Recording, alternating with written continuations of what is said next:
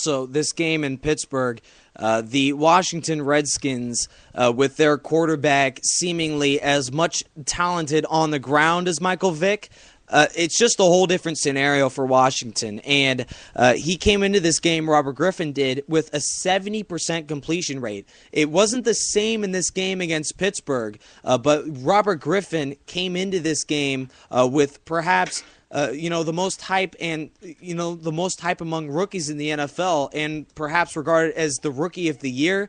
And they put up a big-time loss, but I was looking more into this game, and Washington, statistically, 9 drops, including 2 touchdowns that were dropped by Redskin receivers.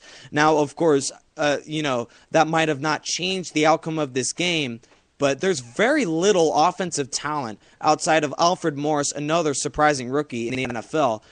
Washington is really struggling talent-wise, in the NFL, in the offensive side of the ball, and they have a quarterback that can get things done 5 to 6 years down the road in an up-and-down division in the NFC East. If they're winning now without a receiving core, how good will they be with, a number 1 target perhaps in the draft this year?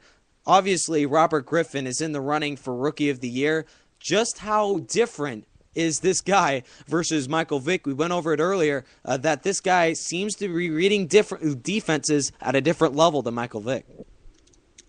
Yeah, I mean, with Robert Griffin, some people think, Robert Griffin has a higher football IQ than Michael Vick, and I think I would agree with that. And again, we're at a point, these days where you can't get away with just athleticism alone, and I think Robert Griffin is starting to realize that. I think in the coming years he'll become more of a team player, take off the Superman cape and do it with his team and not try and do it on his own, as we saw in his first big injury, trying to dive for a touchdown off the sideline, and he found out really quickly that he's not at Baylor anymore and suffered what was concussion-like symptoms. I don't know that it was ever officially ruled a concussion, but in any event, Robert Griffin, I think people could say, is a Michael Vick type player with a higher IQ.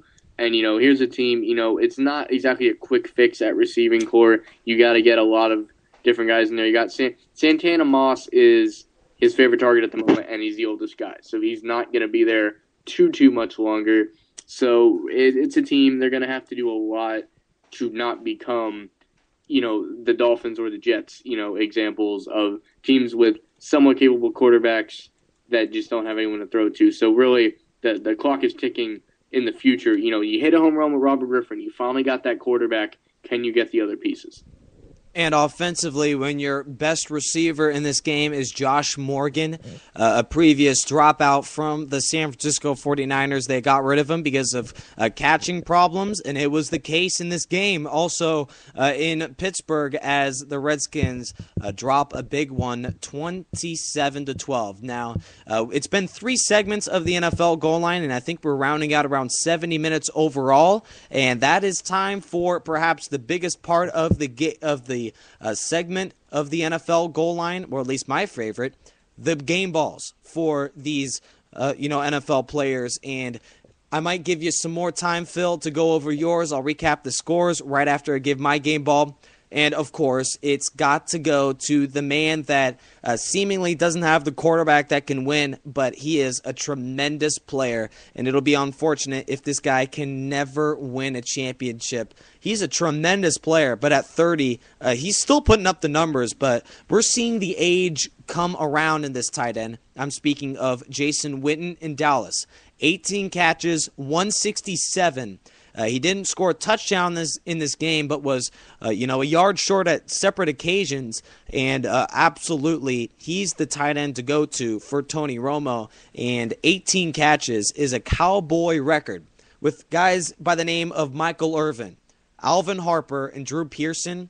The best receiver as far as single game goes is Jason Witten. An impressive effort. I give him my game ball. Recapping the scores real quick, then we'll get Phil Nunziata's game ball as well as we recap NFL goal line.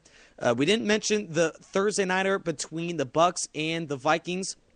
And also, Phil said that he put Josh Freeman as his man in fantasy, and he certainly got it done in that Thursday night game. Also, over in Chicago, 1-point nip over the Panthers, 23-22 your final. Same story in Cleveland, 7-6 over the Chargers. Lions in a last-second win. Titus Young, 2 TDs, and a 28-24 win. Packers 9-point win in a very quiet game over the Jaguars. Miami Dolphins